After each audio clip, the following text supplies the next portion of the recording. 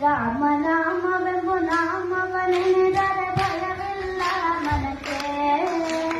ಮೂರು ಲೋಕಕ್ಕೆ ಕಾರಣ ಕೆಟ್ಟ ನಾರಾಯಣ ಜಲಕ್ಕೆ, ಶ್ರೀಮನಾರಾಯಣ ಜಲಕ್ಕೆ. ರಾಮನಾಮವೆಂಬು ನಾಮವನೆನೆದರೆ ಭಯವಿಲ್ಲ ಮನಕ್ಕೆ. ಮೂರು ಲೋಕಕ್ಕೆ ಕಾರಣ ಕೆಟ್ಟ ನಾರಾಯಣ ಜಲಕ್ಕೆ, ಶ್ರೀಮನಾರಾಯಣ